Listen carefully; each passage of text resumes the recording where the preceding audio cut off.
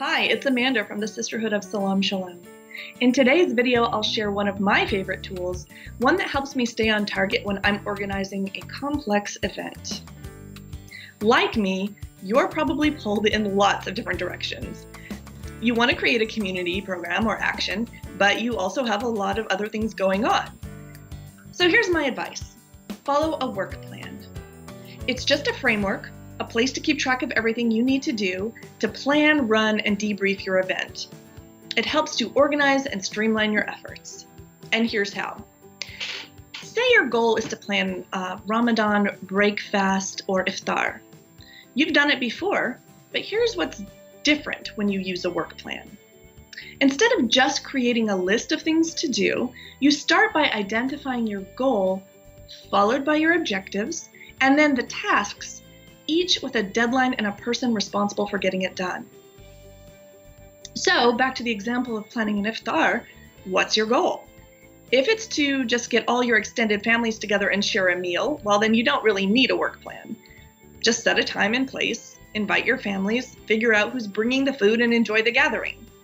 But say that your goal is to strengthen relationships among different cultural and religious groups in your wider community. The iftar becomes your vehicle. You may invite hundreds of people. Do some teaching. Have a facilitated table discussion. You see where I'm going here? It's a bigger thing.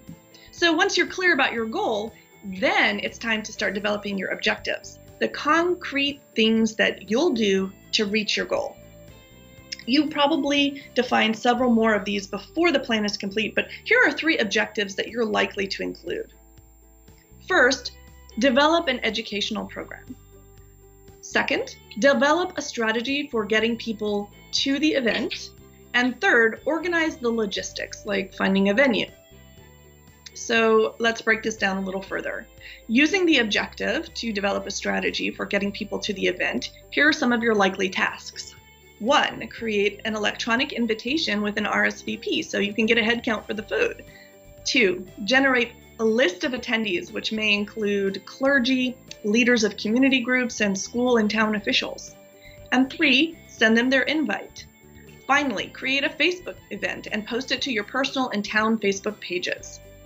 Notice how every objective in that list and every task starts with an action verb: create, plan, send. You may want to put it on a Google Doc or some other shared platform so that each sister can update the plan in real time.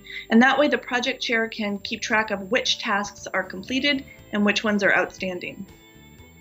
As you can see, a work plan actually helps break down a very complex project into manageable steps. That's its purpose. It helps ensure that the tasks align with your goals and objectives, and it creates a means of accountability. You'll find 2 different templates for this work plan in the online library. One is in Word and one is in Excel.